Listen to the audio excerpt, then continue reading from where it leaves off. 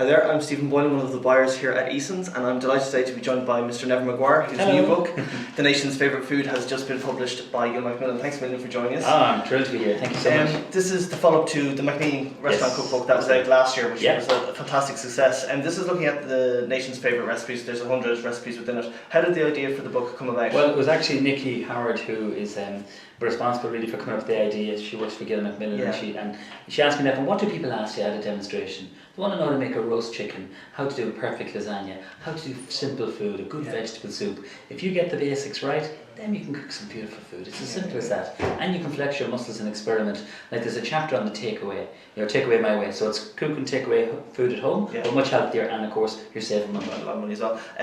For the recipes that made it into the book, is there kind of a common thread that runs through them, or were you surprised at any of the recipes that people did come up with and say, this is what we want? Interesting. I mean, feedback is very interesting. Like pizza was one of them. People love pizza. And then a very simple curry dish. So there's something like there's a lunchbox section, desserts. It's all going back to basics. And cooking food, more people are cooking at home. There's a huge interest in food, and more people want to cook with their families. I think that's important. And this book has everything in it, and they can use it, abuse it, dirty it in the kitchen. I want this book to be used. The thing that struck me, just thinking about it, was if this book had been written 20 years ago, how different do you think it would be? Is there stuff in this now that just wouldn't have been around 20 years ago? That's a really interesting question. Like Irish eating habits have changed. We like traditional kind of simple food too, but we love spicy food, and there's a couple of nice kind of like Asian kind of field dishes. Like there's a beef Wellington, for example. There's a wonderful couple of curries in that. Some vegetarian and some, like for a Christmas chapter, there's a turkey satay. So it's a great way of using up leftover turkey. So it's amazing the way the Irish palate has changed. There's an interest in food. They're not afraid to experiment. They want to taste new flavours, and with this book they'll get a good variety. And that's what makes it, I suppose, eating at home fun and exciting. Exactly. I have a reputation for burning cereal. So is this kind of, the recipes are very accessible and easy to do. This is going to hopefully be this is going to be your dream book. This is the book that you're going to use, because as I said, you get the basics right, and we also start summer.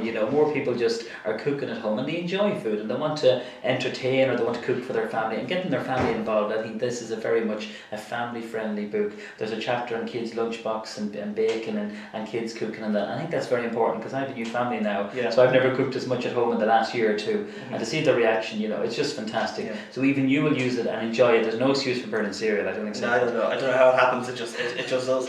I was chatting to Pat Whelan recently, and we were talking about the trend in kind of artisan food and craft beers and all that sort of. It's very popular now. Do you think that's something that's going to continue? Oh yeah. I think the next 5 years it's going to be exceptionally good. There's never been a better time to cook as a chef in Ireland.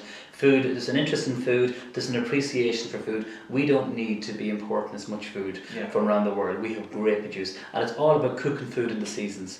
When you cook in the seasons, you get the best flavour, the best value, and you're saving money. And that's what it's all about, educating people about that. Like there's some of the lesser used cuts, lamb shanks, pork belly. People just want to know how to cook it and make it tasty, and something you can do a lot of these dishes a day or two ahead. That's the secret. That's also something about being able to freeze stuff and then put it in again. That's the secret. Like I have a classic ragu sauce for the lasagna, and it's a big pot of mince. It's flavoured with smoked bacon, garlic, whatever, and it's really intensity. It's cooked for about 2 hours, but you can make a big pot of this and freeze it down. That's what people love.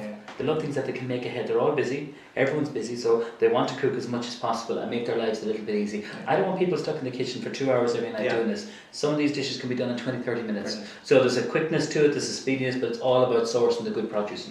Usually my favourite section in a cookbook is the desserts, but the bit that I actually really like in this is the basic section, because it shows you, I would go out and buy a jar of pesto, but in this you can actually find out it's very easy to make yourself. It is, and when you buy basil when it's in season, it's very good value. A lot of people are growing their own herbs now, so this is a great way that they can make their own pesto, and you can freeze it. A lot of people don't realise you can freeze pesto, so you can take it out, like freeze in a little ice cube tray or a little ice cube bag, take it out, don't pour it in the gin and tonic, and then put it into like a pasta dish, or like I have a lovely roasted red pepper and tomato soup, so you can finish it with that. But it is I mean, that's the basics. That's the larder chapter, we call that. Yeah. And there's lots of little recipes for stocks and different things like that. Brilliant. Well, listen, it's a fantastic book. Thanks a million for joining us. And thank you so much, Eason, for your support, because this is my 11th book. Never when I started cooking did I ever think I'd have 11 books. I'm privileged, but I listen to people who are cooking what they want, and I think this book will suit so many people and so many families. It's great to see you, Stephen. That's great. I appreciate it very much. The Nation's Favourite Food is available in all stores and also on easons.com. And don't forget, you can follow us on Facebook and on Twitter. And he better use it.